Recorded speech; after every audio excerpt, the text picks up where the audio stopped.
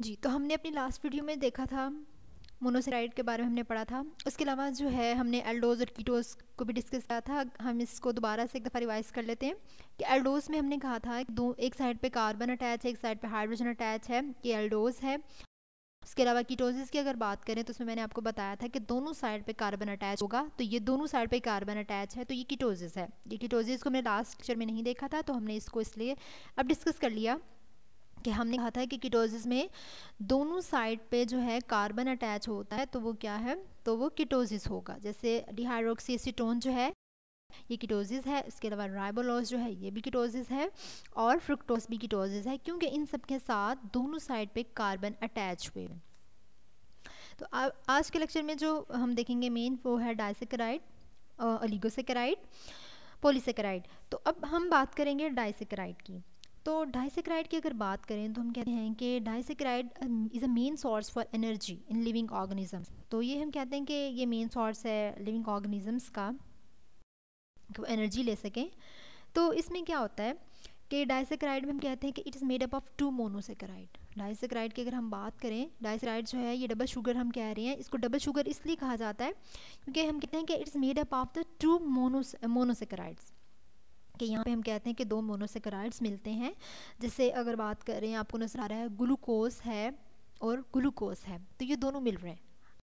पहले हमने जस्ट उसकी वैसे ही बात की थी ओपन ग्लूकोज की। यहाँ पे आपको रिंग ग्लूकोज नज़र आ रहा है, तो यहाँ पे देख सकते हैं आप कि हम कह रहे हैं कि डबल ग्लूकोज, ठीक है, डबल शुगर की बात कर रहे हैं। तो अब यहाँ पे देखें कि डिहाइड्रेशन सिंथेसिस ऑफ माल्टोज, यहाँ पे ग्लूकोज है और एक ग्लूकोज है, ये दोनों मिलकर जो 2 मोनोसेकेराइड्स हैं ये मिलकर जो है एक माल्टोज बना रहे हैं, ठीक है। अब जब यहाँ पे आपको नज़र आ रहा है कि ये एक यहाँ पे OH है, ठीक है, यहाँ पे ये H है, इसने क्या किया, इन दोनों ने मिला है, ठीक है, 1 और 4। ये मैंने आपको पहले बताया था कि 1 कार्बन और 4 कार्बन पे जो है हाइड्रोजन और OH ग्रुप जो है वो मिलते हैं, और यहाँ पे फिर H2 का मॉलिक्यूल जो है वो एलिमिनेट हो गया।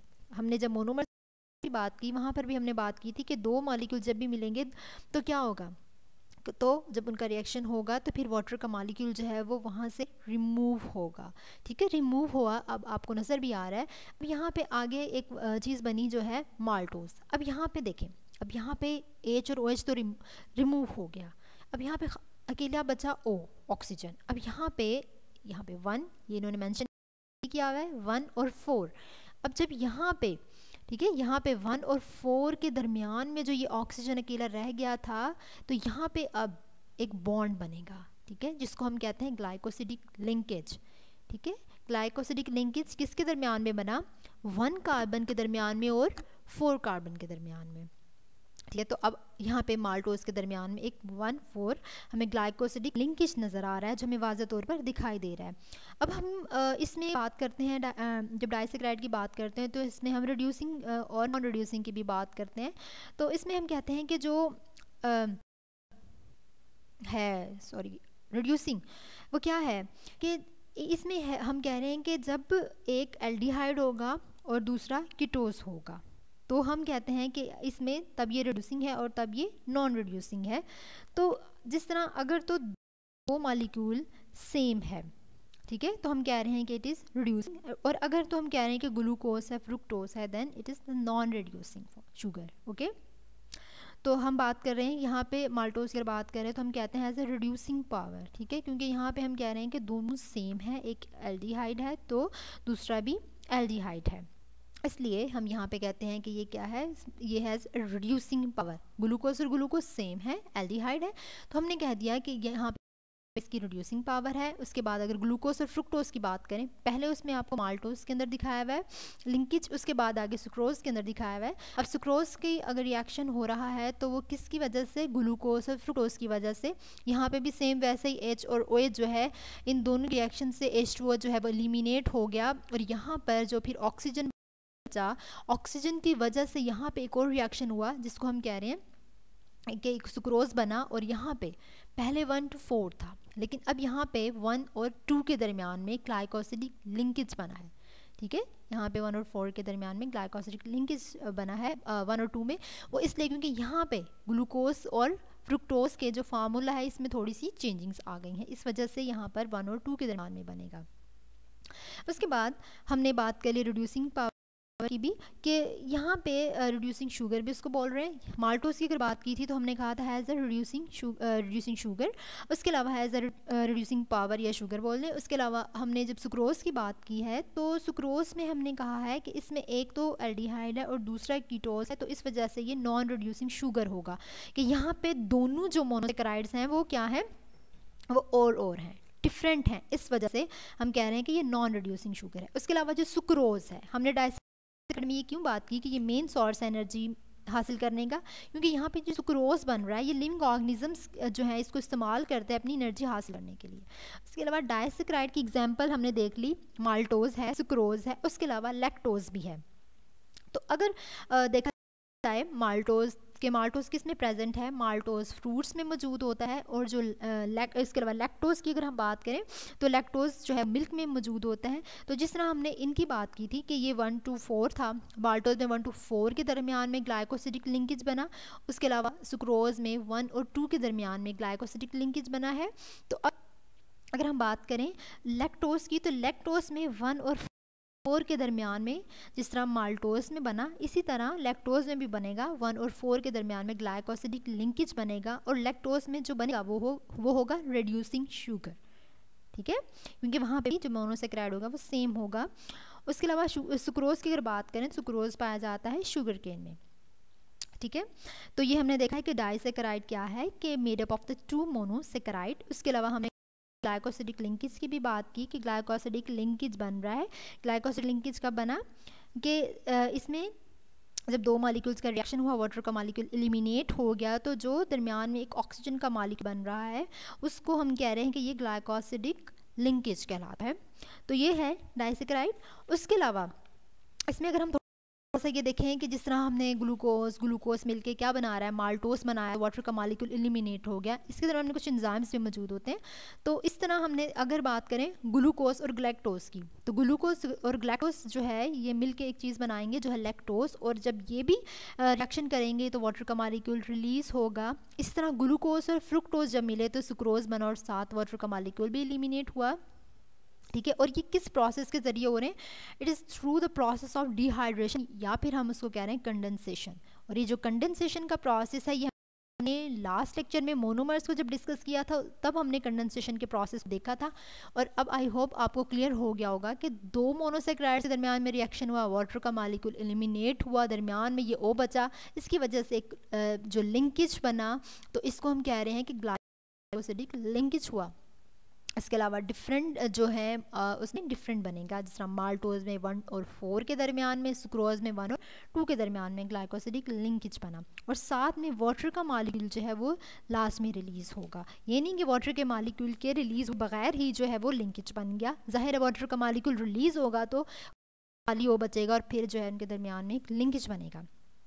नेक्स्ट अगर हम बात करें ट्राइसेकेराइड, तो ट्राई से जाहिर हो रहा है 3, इसको टेट्रा भी नाम दिया जा सकता था, फर्दर नाम दिए जा सकते थे, तो इसलिए इस ट्राइसेकेराइड को हम नाम दे देते हैं, एक स्पेसिफिक नाम इसको दिया गया जो था ओलिगोसेकेराइड। इसकी एग्जांपल की अगर बात करें, इसकी एग्जांपल में आता है रेफिनोज।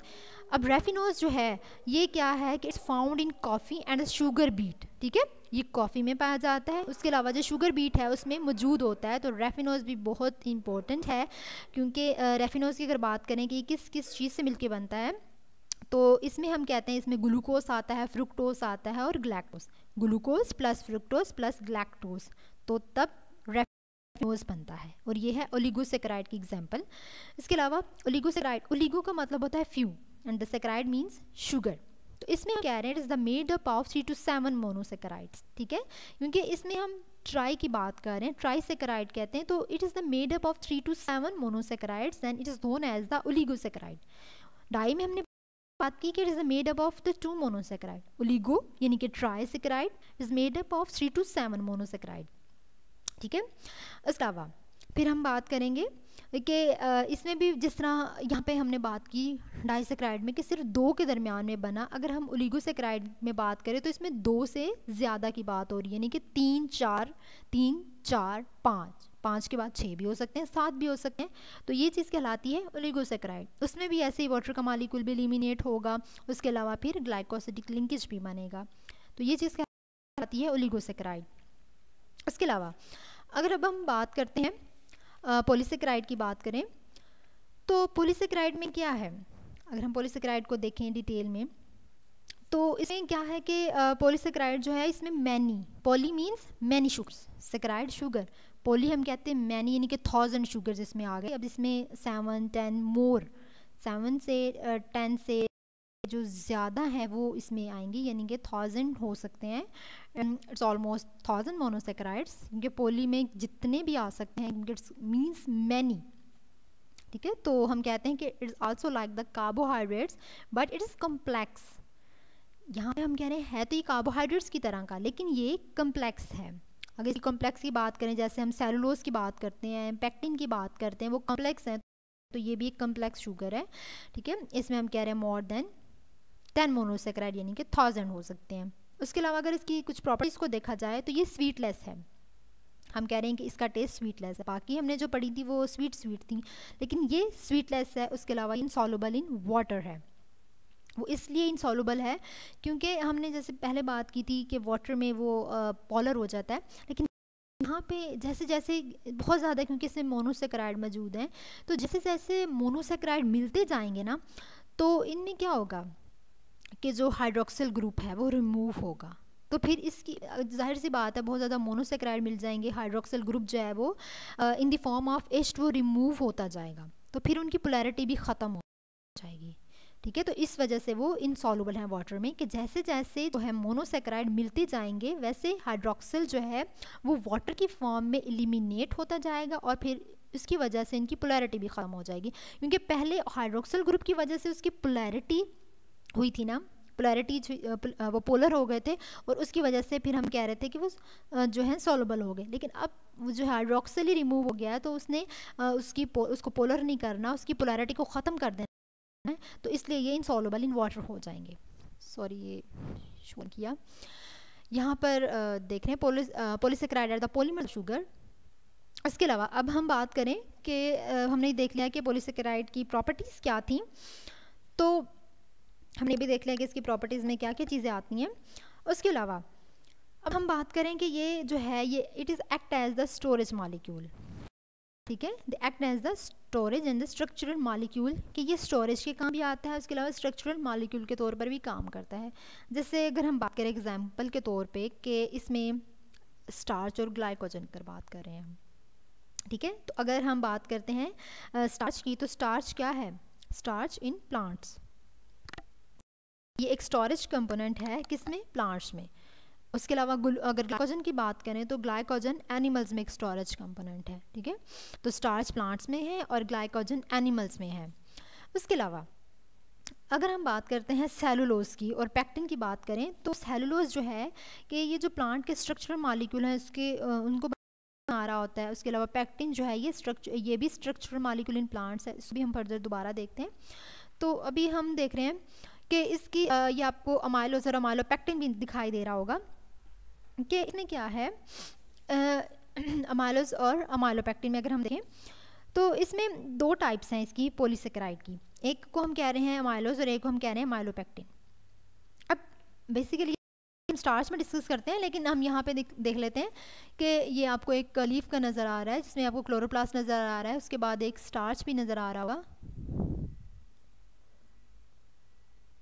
ठीक है, तो यहाँ पे आप देख लें कि ये अमाइलोज और अमाइलोपेक्टिन दिखाई दे रहे हैं। अमाइलोज और अमाइलोपेक्टिन क्या चीज़ है, हम कह रहे हैं कि स्टार्च है, स्टार्च के अंदर हम देखते हैं अमाइलोज और अमाइलोपेक्टिन। ठीक है, तो पॉलीसेकेराइड में फर्दर हम 2 चीज़ों को देख रहे हैं, जो हम एक ये आपको स्टार्च नज़र आ रहा है, स्टार्च के अंदर अमाइलोज है और अमाइलोपेक्टिन है। अब अमाइलोज और अमाइलोपेक्टिन की डेफिनेशन देख लें या इसमें देख लें कि इनका डिफरेंस क्या है। तो जो अमाइलोज है, ठीक है, इसमें हम कह रहे हैं कि इसमें तकरीबन 200 से 2000 ग्लूकोज मॉलिक्यूल्स इन्वॉल्व होते हैं। उसके अलावा अमाइलोपेक्टिन में 2000 से 20000 ग्लूकोज मॉलिक्यूल्स। उसके अलावा अमाइलोज की अगर बात करें तो उसमें 1 to 4 ग्लाइकोसिडिक बॉन्ड्स, यानी कि पहले और चौथे कार्बन पे ग्लाइकोसिडिक बॉन्ड बनेगा 1 और 4th कार्बन पर। उसके बाद अमाइलोपेक्टिन की बात करें तो 1 और 4th कार्बन पर ग्लाइकोसिडिक बॉन्ड बनेगा। उसके अलावा 1 और 6th कार्बन पर भी ग्लाइकोसिडिक बॉन्ड बनेगा, यानी बोथ पे जो ग्लाइकोसिडिक बॉन्ड बनेगा और वो आएगा अमाइलोपेक्टिन में। इसके अलावा अमाइलोज में हम देखते हैं कि नॉन ब्रांचिंग, में हम देखते हैं कि नॉन ब्रांचिंग है, लेकिन अमाइलोपेक्टिन में हम देखते हैं कि ब्रांचिंग स्ट्रक्चर है। अब यहाँ पे आपको जैसे ये अमाइलोज नज़र आ रहा है, ये इतना ये नहीं कि बिल्कुल जो है वो लीनियर शेप में आ गया है, इसका है तो लीनियर स्ट्रक्चर है, लेकिन ये थोड़ा सा इस तरह आपको कॉइल नज़र आ रहा है, बिल्कुल थोड़ा सा कॉइल नज़र आ रहा है, लेकिन ये ब्रांच नहीं है। यहाँ पे देखें ये कॉइल भी और इसके साथ ही एक और फर्दर ब्रांच भी, क्योंकि इसमें 1 to 4 ग्लाइकोसिडिक लिंकेज भी आ रहा है, उसके अलावा 1 to 6 ग्लाइकोसिडिक बॉन्ड भी आ रहा है, लेकिन अमाइलोज में सिर्फ 1 to 4 ग्लाइकोसिडिक बॉन्ड आ रहा था। उसके अलावा अमाइलोज में हम कहते हैं 200 से 2000 आ रहे थे ग्लूकोज के मॉलिक्यूल, अमाइलोपेक्टिन में 2000 से 20000, इसलिए अमाइलोपेक्टिन जो है ये ब्रांच्ड है, अमाइलोज जो है ये लीनियर स्ट्रक्चर है। तो ये हमने स्टार्च के अंदर दोनों चीज़ों को देखा। उसके अलावा अगर हम हमने स्टार्च को कहा कि ये स्टोरेज कंपोनेंट है प्लांट्स में। अब क्या होता है कि ये स्टोरेज कंपोनेंट्स है प्लांट्स में, तो ये प्लांट्स में किसकी फॉर्म में स्टोर हो रहा होता है? इन the form of the plastid, जिसको हम ल्यूकोप्लास्ट भी कहते हैं, ठीक है। तो उसके अलावा हम ग्लूकोज की अगर बात करें कि ग्लूकोज नहीं, ग्लाइकोजन की अगर बात करें कि वो एनिमल में स्टोर हो रहा है, ग्लूकोज हम के एनिमल में स्टोर हो गई है। उसके अलावा इन the form of the glycogen, और वो स्टोर कहाँ पे हो रही है? लिवर के अंदर हो रही होती है और मसल के अंदर स्टोर हो रही होती है, ठीक है। तो अगर हम कहें कि उसके अलावा एक और चीज़ भी इसमें इम्पॉर्टेंट है कि एक को हम कहते हैं homopolysaccharide on the basis of mono units, और एक को हम कहते हैं heteropolysaccharide on the basis of mono units. There are 2 types, homopolysaccharide, heteropolysaccharide.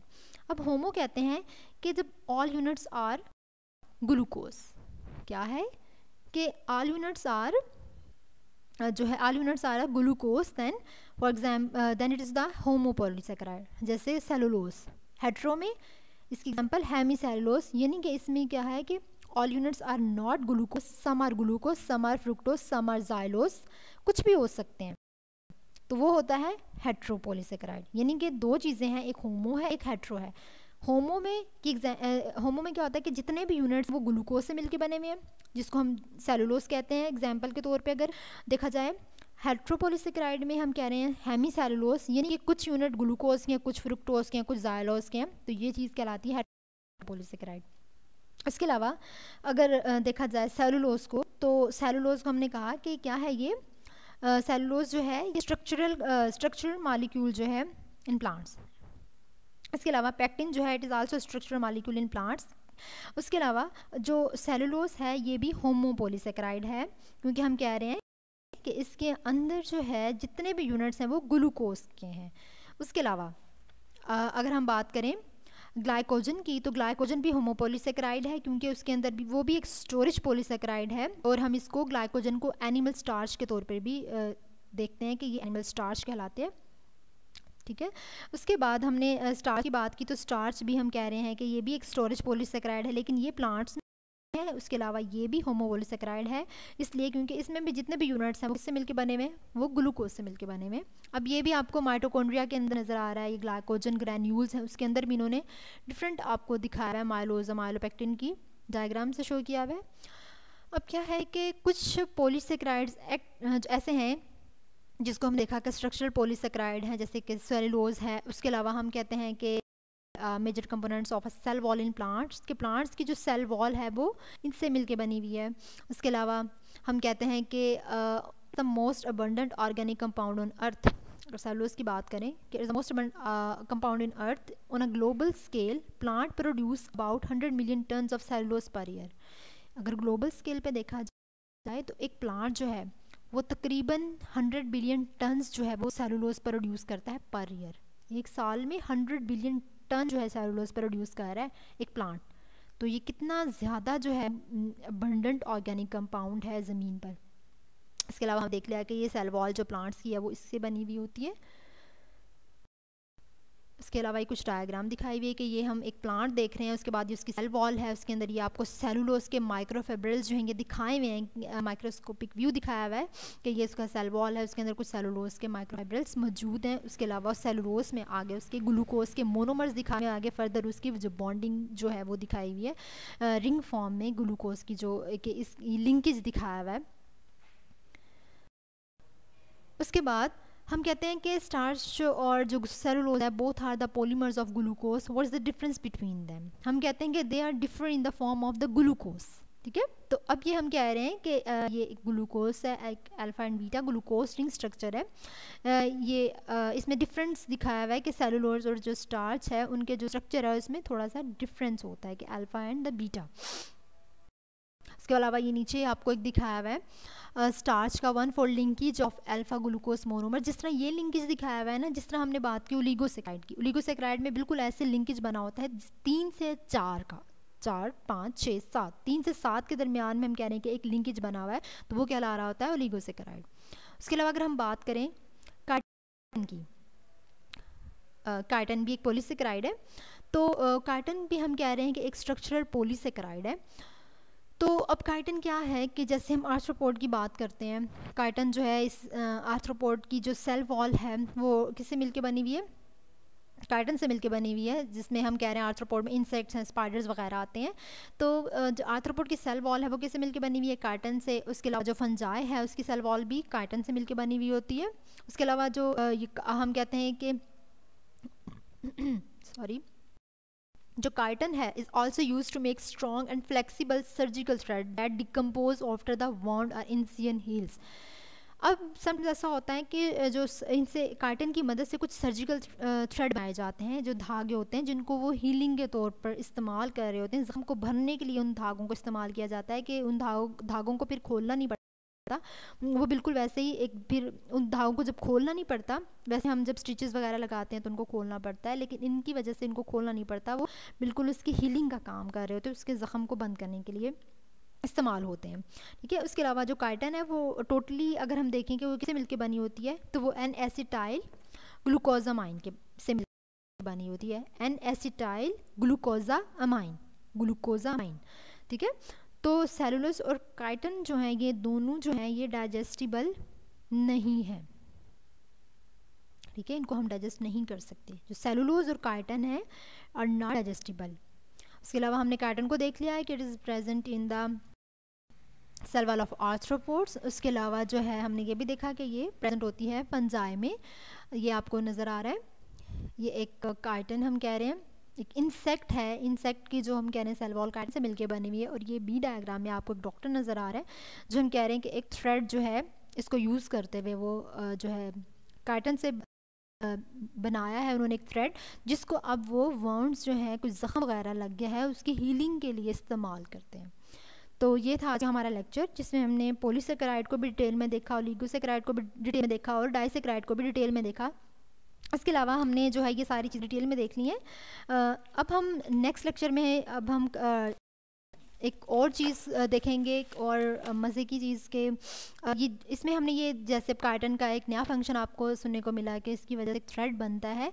तो अगले में हम जो है कार्बोहाइड्रेट के अलावा जो जितने भी शुगर्स अल्फ़ा बीटा ग्लूकोज को भी डिस्कस करेंगे नेक्स्ट में, ठीक है। तो अब हम इसके अलावा नेक्स्ट वीडियो में देखेंगे कि क्या है और किस तरह प्लांट्स में बायोकेमिस्ट्री का रोल है, प्लांट बायोकेमिस्ट्री में किस किस तरह जो है ये हम इन केमिकल फार्मूलाज को, इन रिएक्शंस को यूज़ करते हैं। तो आज के लिए इतना ही था।